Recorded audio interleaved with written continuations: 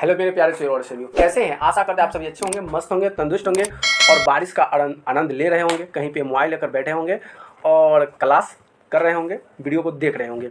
तो देखने से काम नहीं चलेगा, सब्सक्राइब भी करना पड़ेगा और वीडियो को लाइक भी करना पड़ेगा और वीडियो को अपने दोस्तों, फ्रेंडों और ग्रुपों में शेयर भी कर दीजिए दबाकर, क्योंकि हमारे इस चैनल पर आपको 9th से जितने भी सब्जेक्ट होते हैं सभी सब्जेक्ट का question answer, VBI objective question, notes question, सभी क्वेश्चन आपको फ्री में हमारे इस चैनल पे मिल जाएंगे। तो चैनल को अभी से दबा के लाइक कर दीजिए, शेयर कर दीजिए और चैनल को सब्सक्राइब भी कर लीजिए, ठीक है। अब चलिए इसमें हम बात करते हैं। इस वीडियो में हम कराने वाले हैं सॉल्यूशन हिस्ट्री का, और ये हिस्ट्री का चैप्टर नंबर क्या है? 5 है, जिसका नाम है अर्थव्यवस्था और आजीविका। यहाँ पे टॉपिक भी ऊपर में देख सकते हैं, ये हिस्ट्री है। अब चैनल पे देख रहे हैं कुमार एकेडमी पे, ठीक है। तो इसमें जो हम क्वेश्चन आंसर कराएंगे ना, जो बुक में जो क्वेश्चन होते हैं वही क्वेश्चन को मैंने कवर किया हूँ, ठीक। और इससे पहले मैंने एक और वीडियो बनाया जिसका 21+ क्वेश्चन जो था वह ऑब्जेक्टिव क्वेश्चन है, वो भी VBI क्वेश्चन था, वो भी कराया। और इस वीडियो में भी कुछ VBI question, objective question, subjective question, लघुत्तरीय, अति लघुत्तरीय, दीर्घोत्तरीय, सभी क्वेश्चन को मैंने यहाँ पे बढ़िया से कराऊंगा। तो वीडियो को लास्ट तक जरूर देखिएगा, वीडियो को छोड़कर नहीं भागिएगा, ठीक है। वीडियो को अंत तक देखिएगा। तो चलिए यहाँ से स्टार्ट करते हैं कि 4 विकल्प दिए होंगे और इसे सर्वाधिक उपयुक्त में उनमें सही का निशान लगाना है, जो कि अब 10 क्वेश्चन होंगे। तो फटाफट जल्दी जल्दी करते जाएंगे। पहला क्वेश्चन पूछा कि स्पिनिंग जेनी का आविष्कार कब हुआ था? तो 1770 ईस्वी में हुआ था। अगला बात करते हैं सेफ्टी लैम्प का आविष्कार किसने किया था? तो सेफ्टी लैम्प का क्या था? हेम्फ्री डेवी ने किया था। किसने किया था? हेम्फ्री डेवी ने किया था। अगला है कि मुंबई में सर्वप्रथम सूती कपड़े मिल की स्थापना कब हुई थी? तो 1851 ईस्वी में हुआ था, यानी कि कोई द राइट आंसर हो जाएगा।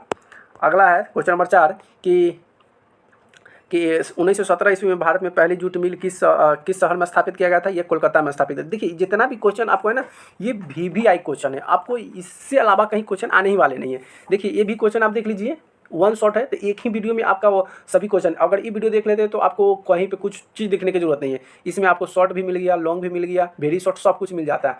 और एग्जाम में यहाँ से ही आता है, मतलब ये सब क्वेश्चन ही पूछा जाता है, अलग से कुछ क्वेश्चन। उद्योग का प्रारंभ कब हुआ था? तो भारत में जो कोयला उद्योग का प्रारंभ हुआ था 1914 ईस्वी में हुआ था, ठीक है। चलिए क्वेश्चन नंबर 6 देख लीजिए कि जमशेदपुर टाटा ने टाटा को आयरन एंड स्टील कंपनी की स्थापना कब की थी? तो 1907 ईस्वी में किया था, ठीक है। अगला हम बात करते हैं कि वैज्ञानिक समाजवादी प्रतिपादन किसने किया था? तो ये कार्ल मार्क्स ने किया था। गो इधर राइट आंसर हो जाएगा। और क्वेश्चन नंबर 8वां क्या कर रहा है? क्वेश्चन नंबर 8 कि इंग्लैंड में सभी स्त्री एवं पुरुषों की वयस्क मताधिकार कब प्राप्त है? तो ये प्राप्त है 1985 से प्राप्त है, ठीक है, यानी कि गो इधर राइट आंसर हो जाएगा।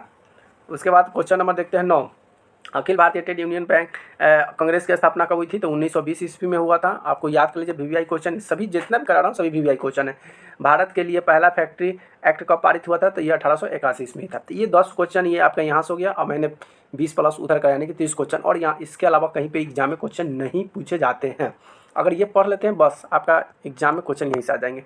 अब यहाँ से आते हैं भरने वाले क्वेश्चन हैं, ठीक है, ऑब्जेक्टिव क्वेश्चन। अब ऑब्जेक्टिव क्वेश्चन क्या कहता है कि सन 1838 में डैश चार्टर आंदोलन की शुरुआत हुआ था, ये लंदन में हुआ था। सन डैश में मजदूर संघ अधिनियम पारित हुआ था, तो 1926 में हुआ था। न्यूनतम मजदूरी कानून सन डैश ईस्वी में पारित हुआ था, ये 1948 ईस्वी में हुआ था। अंतर्राष्ट्रीय श्रमिक संगठन की स्थापना हुआ था कब? 1920 में हुआ था।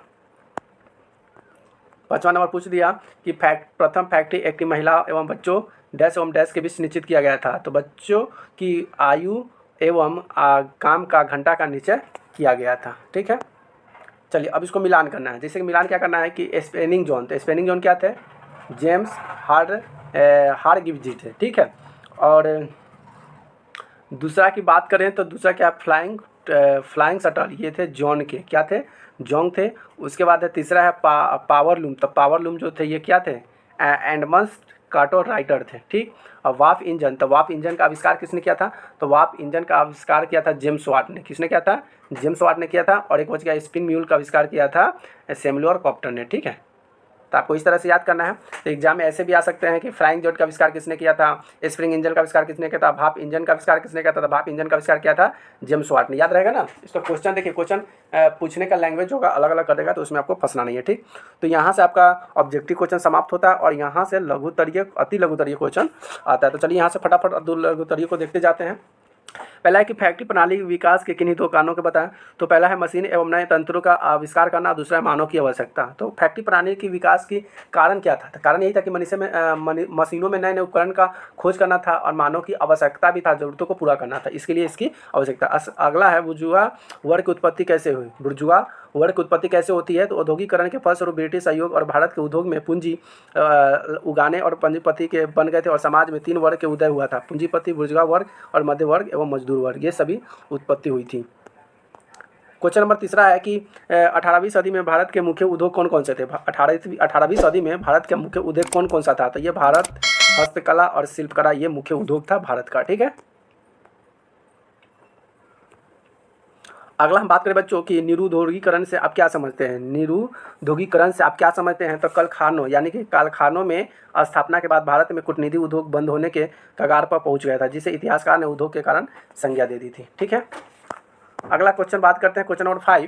क्वेश्चन नंबर 5 क्या कर रहा है कि उद्योगीकरण के निर्देश कब हुआ था और इसके क्या उद्देश्य थे? तो सन 1916 में उद्योगीकरण की स्थापना हुई, जिससे उद्देश्य में या भारत उद्योग तथा व्यापार में वंचित और प्रयत्न के लिए सहायक क्षेत्रों में पता लगाना। अगला हम बात करते हैं इसके पहले अति लघु उत्तरीय था जो कि 2 नंबर का पूछा जाता है। अब आ गया लघु उत्तरीय प्रश्न जो कि 60 शब्दों में इसका आंसर देना रहता है और ये पूछा जाता है 3 नंबर का पूछा जाता है। 60 शब्दों की बात करते हैं, यहाँ से आप गिन सकते हैं 1 2 3 4 5 ऐसे गिनिएगा ना, तो आपको ये सभी शब्द मिलाकर कितने शब्द आना चाहिए?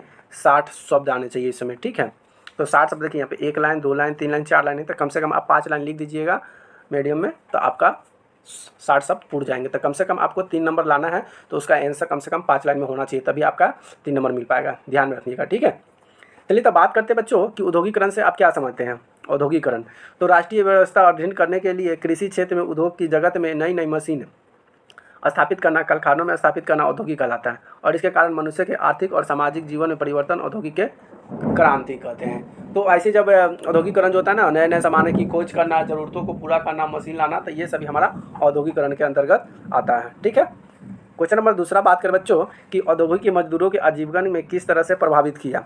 तो साधारणतः औद्योगिकरण में ऐसी प्रक्रिया है जिससे उत्पादन मशीन द्वारा कारखानों में होता है, जिससे मजदूर की आजीविका पर बुरा असर पड़ता है, क्योंकि मशीनों में संचालित करने के लिए कम संख्या एवं मशीन मजदूरों की आवश्यकता होती है।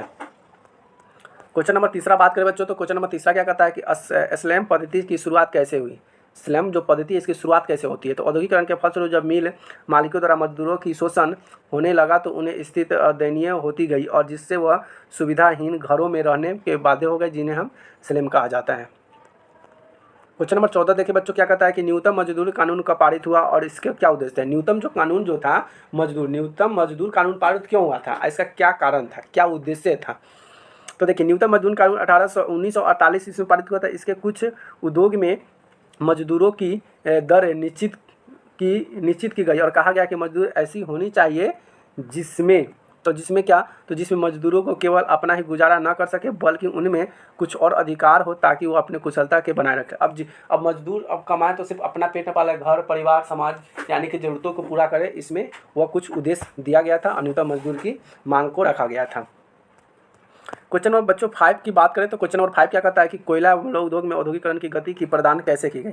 तो कोयला मूलक दोनों को औद्योगिकरण प्रक्रिया में रीढ़ माने जाते हैं और क्योंकि कोयला ईंधन जरूरत को पूरा करता है, लोह मशीन के निर्माण में काम आता है और इससे कोई भी कारखाना बिना ईंधन मशीन के नहीं चल सकता और कोयला एवं लोहा उद्योग औद्योगिक गति को तीव्र को प्रदान करता है।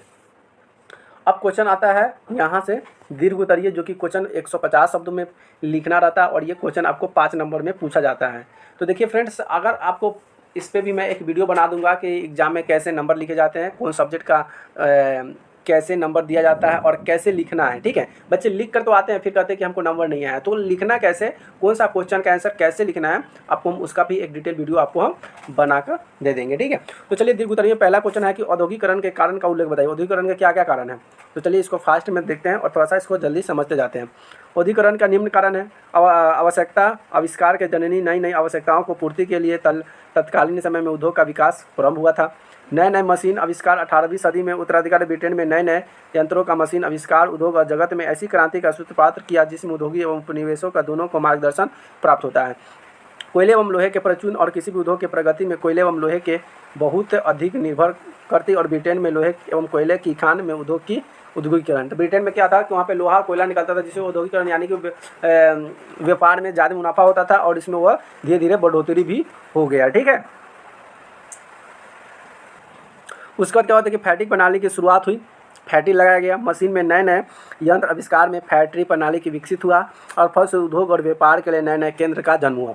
अब जहाँ पे फैक्ट्री लगेगा, जब उद्योग बनेगा तो वहाँ से एक नया व्यापार शुरू होगा, लोग सब रोजगार मिलेगा, तो वहाँ से एक नया केंद्र बन जाता है जिसमें लोगों की काम का एक अच्छा मौका मिलता है और व्यापार का। सस्ते श्रमिक और उपलब्ध 18वीं शताब्दी अंतिम वर्ष में बड़ा बंदी प्रथा थी और शुरुआत में हुई, जिसमें जमींदार ने छोटे छोटे खेतों को खरीद और बड़े बड़े फर्म स्थापित कर लिए। अपनी ज़मीन को बेच देने वाले छोटे किसान मजदूर बन गए और ये आजीविका उपार्जन के लिए काम धंधा की खोज में निकटवर्ती शहर चले गए। तो ऐसा क्या होता है ना कि गांव में अगर कोई बिजनेसमैन आ गया, बड़े पैसे वाले आ गया, बोल दिए कि भाई खेत दो, तो जहाँ खेत की कीमत 1 लाख होती है तो वो आके क्या करता है 2 लाख, 1.5 लाख, 2 लाख, 2.5 लाख देता है। तो किसान लालच में आकर, पैसे के अभाव में आकर खेत को बेच देते हैं और वही खेत पर वो बाहर वाले जो व्यापारी होते हैं अपना खेत पर बढ़िया से कारोबार संभालते हैं और वह बड़े चलाते हैं। अब बेचारा जो खेत बेच देता है उसके पास खेत खत्म हो जाता है, जब खेत खत्म हो जाता है तो बेरोजगार हो जाता है, खेती बाड़ी करने के लिए उसके पास साधन नहीं रहता है, तो वो क्या करता है, वो बाहर चल जाता है कमाने के लिए, फिर उसी तरह से वह रोजगार को ढूंढता है, काम करता है। इस तरह से मशीन द्वारा फैक्ट्री में काम करने के लिए असंख्यक मजदूर काम मजदूर में भी तैयार हो जाते थे। सस्ते श्रम में उत्पादन के क्षेत्र में सहायता पहुँचाई। यातायात की सुविधा, फैक्ट्री में उत्पादित वस्तुओं के एक जगह से दूसरे जगह पर ले जाना, कच्चा माल फैक्ट्री तक लाने के लिए ब्रिटेन के यातायात की अच्छी सुविधा उपलब्ध थी। जहाज रानी उद्योग से यह विश्व के अग्रणी देश के और देश के समान यातायात को मुख्य ब्रिटेन व्यापारिक जहाजी बेड़े से होता था, जिसका आर्थिक लाभ औद्योगिक की गति और तीव्रता को सहायता बनाना था। और इसमें क्या कहता है कि विशाल उपनिवेश और औद्योगिक की दिशा में ब्रिटेन द्वारा स्थापित विशाल उपनिवेश योगदान दिया और इस उपनिवेश ने कच्चा माल सस्ते दामों में प्राप्त करता था और वस्तुओं के वहीं बाजार में महंगे दामों में बेचना ब्रिटेन के लिए आसान था। अब क्या था कि जो अंग्रेज़ों लोग थे ना, बहुत अत्याचार किए यहाँ पे। जब ये नील की खेती, नील विद्रोहन हुआ, ठीक है, तो ये अंग्रेज़ों ने क्या किया कि किसान जो मजदूर हुआ करते थे वो उनसे जो किसान मजदूर जो खेती बाड़ी करते थे, फसल उगाते थे, फल उगाते थे ना, तो ये अंग्रेज़ क्या करता था, उससे जबरन, मतलब ज़बरदस्ती जबरन उसे उनका जो मूल्य होता था कम मूल्य पर खरीद लेते थे ज़बरदस्ती। अब मान लीजिए कहीं दुकान पे, अब अभी का हम बात करें, कहीं दुकान पे गए सब्जी खरीदने, तो भाई 50 रुपये किलो भिंडी है मान लेते हैं, तो हम कहेंगे नहीं 50 रुपये नहीं 20 रुपये दो, तो कहेगा भाई हम नहीं देंगे, घाटा लग जाए, हम देवे नहीं करेंगे। तो अंग्रेज ऐसे ही करता था, अगर कोई सामान 40 रुपया का है ना तो उसको 40 रुपया देकर उसको ज़बरदस्ती 20 रुपया में ले लेता था और वह सामान ले जाकर वह फिर 40-50 रुपया में बेच देता था, जबरन दुगना रेट में। तो ये बहुत शासन किए अंग्रेज लोग, तो ये शासन चलते रहा, ठीक है। तो ये बातें थी। अब क्वेश्चन नंबर दूसरा देखिए क्या कहता है कि औद्योगिकरण के स्वरूप होने वाले परिवर्तन पर प्रकाश डाले। नगरों और विकास के 1950 तक बीचों में भारत के वस्त्र उद्योग, लौह और सीमेंट उद्योग, कोयला उद्योग और कई उद्योग विकास हुए, जिससे जमशेदपुर, और देखिए जमशेदपुर कहाँ पड़ता है, ये झारखंड में पड़ता है, धनबाद भी झारखंड में, डालमिया नगर इतिहासी नए व्यापारी नगरों का विकास हुआ। कुटीर उद्योग में पतन, जैसे जैसे बड़े बड़े मशीनों और यंत्रों का विकास हुआ वैसे वैसे शिल्प उद्योग, बुनकर उद्योग और इत्यादि उद्योग का पतन होते चला गया। जिस से बढ़ते गया, नया नया उद्योग आया, नया नया मशीनें आते गए। साम्राज्यवाद और विकास के औद्योगिक परिणाम स्वरूप बड़े बड़े पैमाने पर उत्पादन होने लगा और शुरू में इसकी खपत पूरे भारत में उपयोग की होड़ शुरू हो गई और वे आगे चलकर इस उद्योग का साम्राज्यवाद का रूप ले लिया। समाज में वर्ग विभाजन और बुर्जुआ वर्ग के उद्योग के फल स्वरूप ब्रिटिश शासक ने भारत के उद्योग में पूंजी लगाने वाले उद्योग की पूंजीपति बन गए। सही बात है, बाहर के लोग आए और यहाँ पे हम लोग का ही ज़मीन खरीदे, हम लोग से ही सामान खरीदे और फिर हम ही लोग को बेच कर वो धन्यवाद बन गए और यहाँ के लोग गरीब बन गए। अतः समाज में 3 वर्गों का उदय हुआ, पूंजीपति, बुर्जुआ, मध्य और मजदूर वर्ग हुआ। इस फैक्ट्री में जन्म बड़े बड़े उद्योग के कार्य करने वाले मजदूर का उद्योगपति द्वारा शोषण होने लगा, जिसका उनका जीवन स्तर काफ़ी निम्न होता गया। तो देखिए उद्योगपति द्वारा शोषण, उद्योगपति बड़े बड़े जो उद्योगपति थे, कंपनी वाले थे ना, ये मजदूरों पर बहुत शोषण किया और जिसके वजह से यहाँ पे जितने भी लोग रहते थे सभी गरीब होते गए, मजदूर होते गए।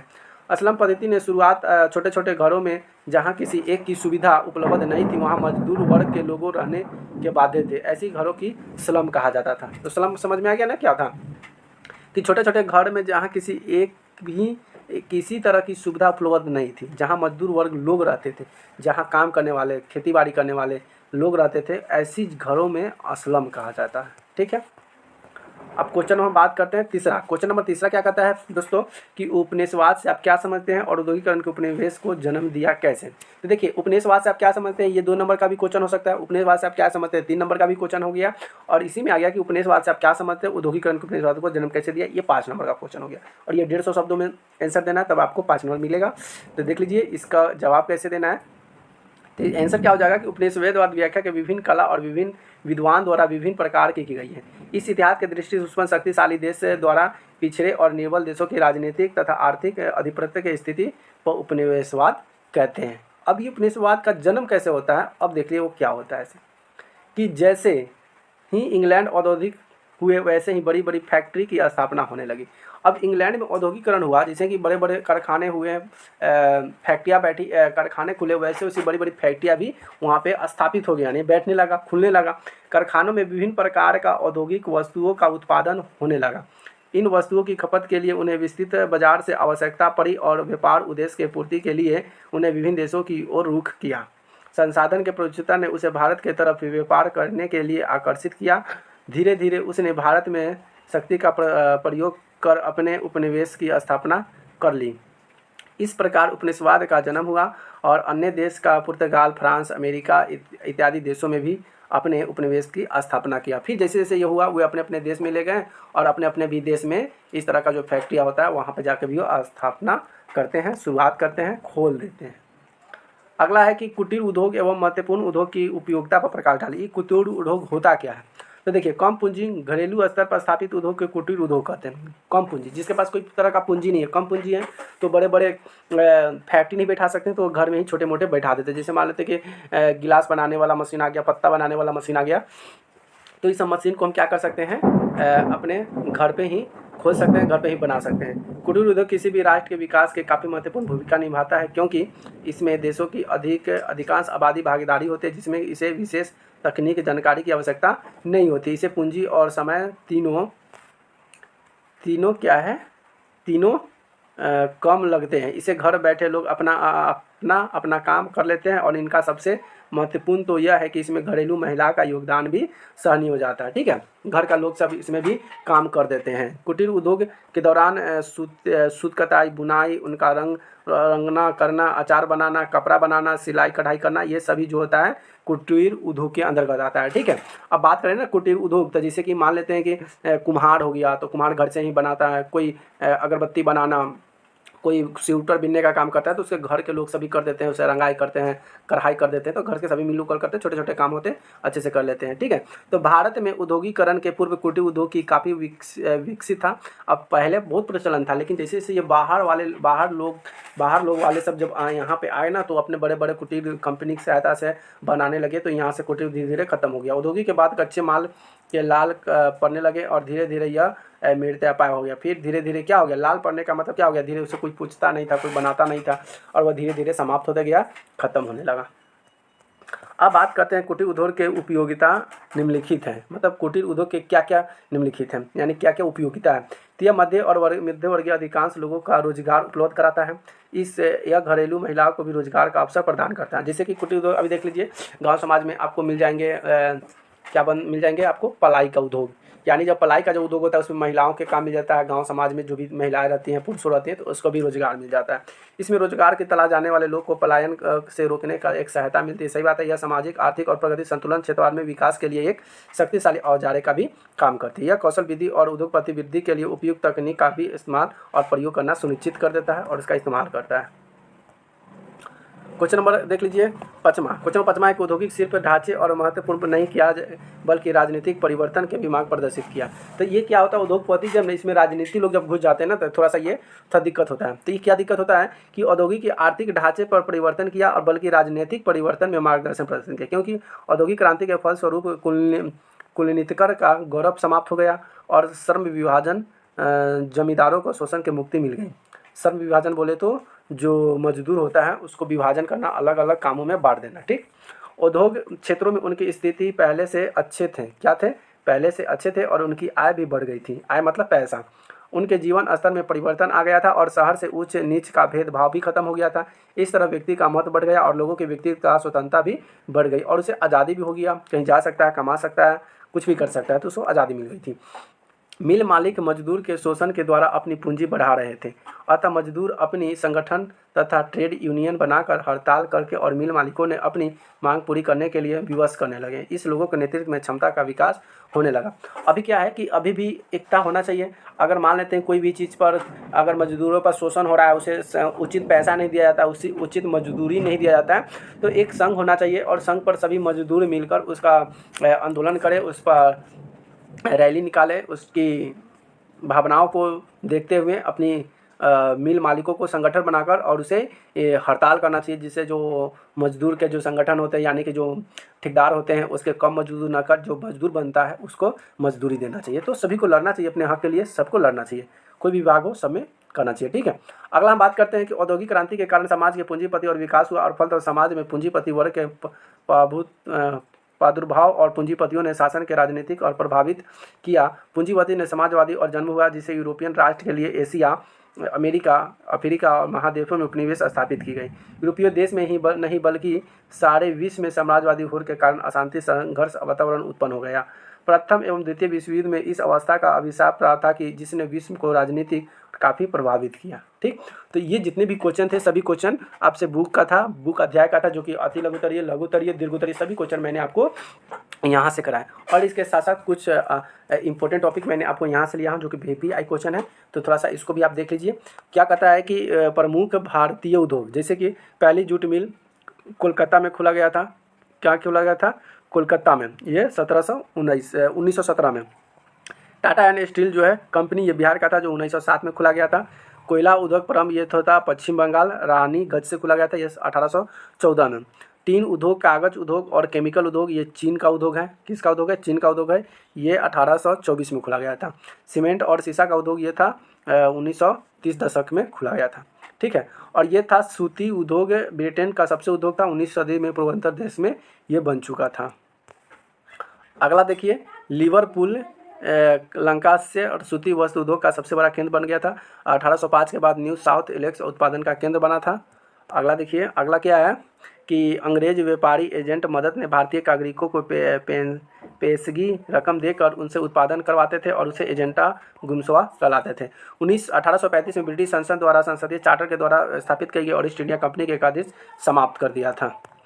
ईस्ट इंडिया कंपनी जो था ना, पहले ये विदेशी लोग थे और ये समुद्री के माध्यम से भारत में ये शासन करने आए थे, ये रोजगार के माध्यम से और ये बिजनेस के माध्यम से नहीं आए थे। बिजनेस उनका एक आने का लाठी था, साधन था, लेकिन उनका पूरा लक्ष्य था भारत पर शासन करना, तो शासन किए थे। और चार्टर के ईस्ट इंडिया कंपनी ने भारत को एक दिन समाप्त कर दिया और कारखानों में स्थापित क्रमबद्ध और 1930 से 40 दशक में बंगाल में द्वारकानाथ टैगोर और 6 युक्ति उद्यम कंपनियां लगाई। सर्वप्रथम सूती कपड़े के मिल ने न्यू और 1851 में वो बॉम्बे में डाल दी गई। इसीलिए सूती कपड़े का जो कारखाना है वह कहाँ पे है? मुंबई में है, महाराष्ट्र में। और सन 1917 ईस्वी में कलकत्ता में देश का पहला जूट मिल मारवाड़ी व्यवसायी हुकूमत चंद्र ने स्थापित किया। अंग्रेजी सब वहाँ पे गया, अंग्रेजी जब छोड़ गया तो वहाँ के जो लोग रहने लगे वही लोग सब वहाँ पे रह लेते। ये मारवाड़ी जो थे हुकुम चंद्र, उसने कलकत्ता में क्या किया? जूट, पहला जूट मिल व्यवसाय स्थापित किया कलकत्ता में। तो आज के ये जितने भी क्वेश्चन थे ये सभी मैंने आपको, बुक के जितने भी रिलेटेड क्वेश्चन थे सभी मैंने आपको कराया। बहुत ही हिंदी भाषा था, सरल भाषा में था। तो हमारी वीडियो कैसी लगी? वीडियो को कमेंट कर जरूर बताएं। वीडियो हमारा कैसे लगे? वीडियो अगर अच्छी लगे तो वीडियो को लाइक कर दिया करें, वीडियो चैनल को सब्सक्राइब कर दिया करें। ठीक है, चैनल ये रहा कुमार एकेडमी और यहाँ पर लास्ट में 9 अगर टाइप कर सकते हैं। अब आपसे इस टॉपिक के जितने भी आपके क्वेश्चन आंसर होंगे ना, हिस्ट्री का चैप्टर 1, चैप्टर 2, चैप्टर 3, चैप्टर 5, ये सभी चैप्टर का मैंने आपको इस वीडियो को डिस्क्रिप्शन में जाकर देख लीजिएगा, सभी आपका यहाँ से लिंक मिल जाएगा।